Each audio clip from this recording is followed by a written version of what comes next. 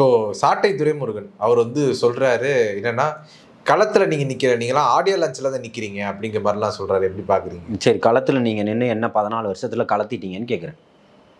களத்துல நீங்க 14 வருஷம் நிக்கிறீங்கல்ல, களத்துல நீங்க நிக்க வச்சு இந்த 14 வருஷத்துல நீங்க என்ன கலத்திட்டீங்க? நீங்க களத்துல தானே நிக்கிறீங்க.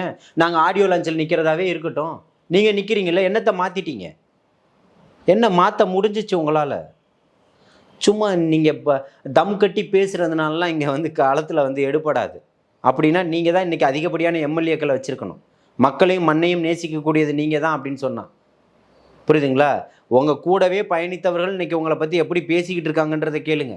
ஜெகதீச பாண்டியனா இருக்கட்டும், ராஜீவ் காந்தியா இருக்கட்டும், கல்யாண சுந்தரமா இருக்கட்டும், பல திருநெல்வேலி மாவட்ட செயலாளர்களாக இருக்கட்டும், தருமபுரி மாவட்ட செயலாளராக இருக்கட்டும், கிருஷ்ணகிரி மாவட்ட செயலாளராக இருக்கட்டும், தொடர்ச்சியாக இவங்க சொல்லக்கூடியதெல்லாம் கேளுங்க. நீங்கள் இன்னைக்கு தொடர்ச்சியாக எல்லா கூட்டத்திலையும் பங்கெடுத்துக்கிறீங்க. உங்களுக்கான அங்கீகாரத்தை மக்கள் கொடுக்கலையே. புரியுதுங்களா? உங்களுடைய கட்சியினுடைய ஆரம்பம் என்ன? மாற்றத்திற்கான ஒரு அரசியல் கட்சி. ஈழத்தை மீட்டெடுக்கணும்.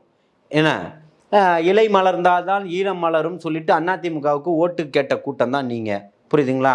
யார் பிரபாகரனை கொண்டு போர் குற்றவாளியாக நிறுத்தணும்னு போட்டாரோ அந்த காளிமுத்துவனுடைய மகளை தான் நீங்கள் திருமணம் செஞ்சுக்கிட்டு இருக்கிறீங்க. நிறைய விஷயங்கள் இருக்குது பேசுகிறதுக்கு. நம்ம அதிகமாக இவங்களை பற்றி பேசினா நமக்கு தேவையில்லாத டென்ஷன் ஆகும். புத்தாண்டு வேற வரப்போகுது. புரியுதா? 2026 அது தளபதிக்கான ஆண்டாக இருக்க போது, மக்களுக்கான ஆண்டாக இருக்க போது, மக்கள் ஆட்சி மலரப்போகுது. அதனால இந்த தேவையற்ற இந்த மூடர்களுடைய கேள்விகளெல்லாம் ஸ்கிப் பண்ணி போயிடலாம்னு நான் நினைக்கிறேன்.